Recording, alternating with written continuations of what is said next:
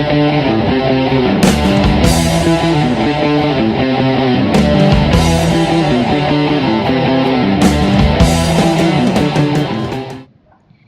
Lizbeth. How are you?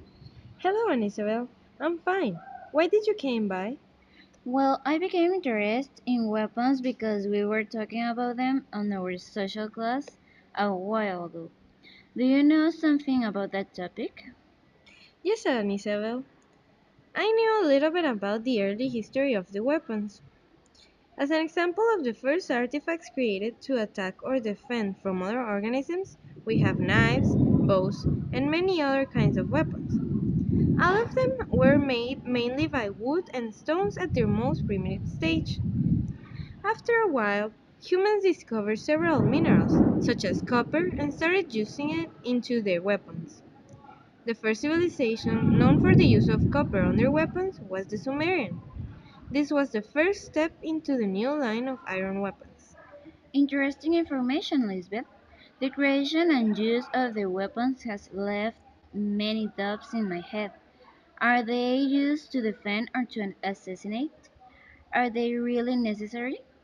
How our world will be if we didn't use them? Do we have the control over them? Well, if you want to, we can discuss about it a little while. Do you have any specific event, date, or artifact that you'd like to discuss? Since we are focusing on World War II on social, can we talk about it? Yes, sure. Tell me, what do you already know?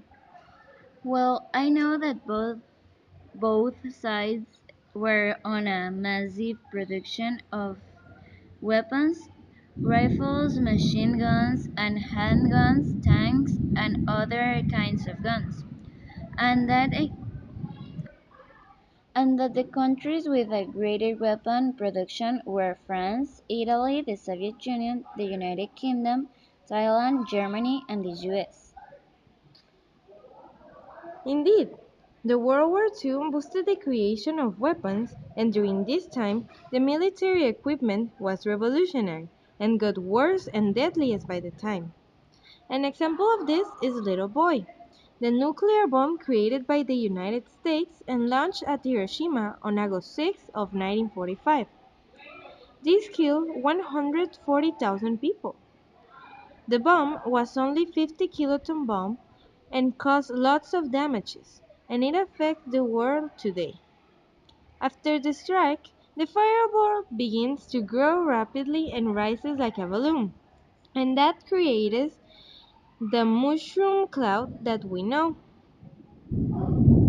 Wow, that sounds terrible.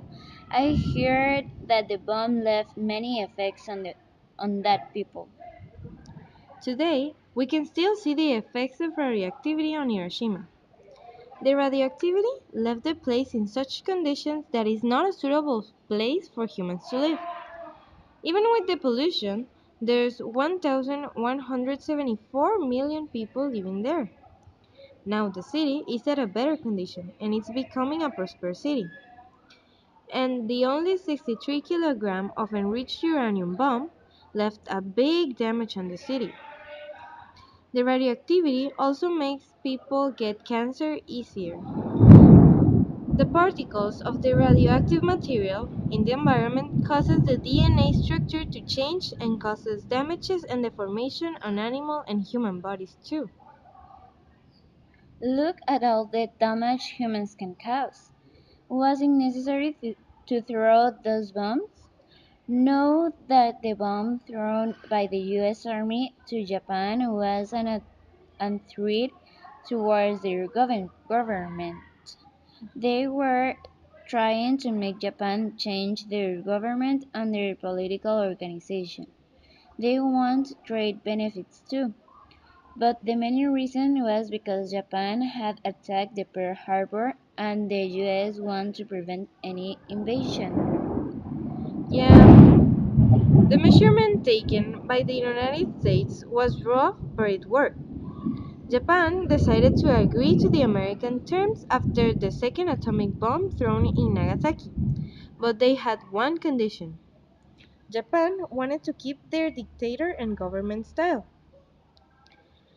But I do think that it was not necessary because at this point Japan had no allies.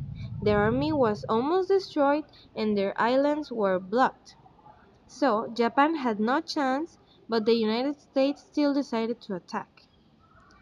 After the destruction caused by the atomic bombs, the World War started creating peace deals, emerging all throughout Europe.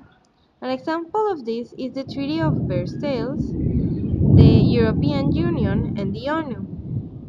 So, do you think it was necessary to use the weapons at all? No, I agree with you. Okay, it was nice to discuss the topic with you, Ana Isabel. We have shared lots of things and learned a lot more, like the reason why the US sent those atomic bombs to Japan, or the use of copper on early or primitive weapons. Yes, and don't forget the effects of the weapons like atomic bombs. Yeah, that's true. We had a great discussion, but now it's time for me to leave. Thank you for coming and talking for a little while with me. See you. Bye.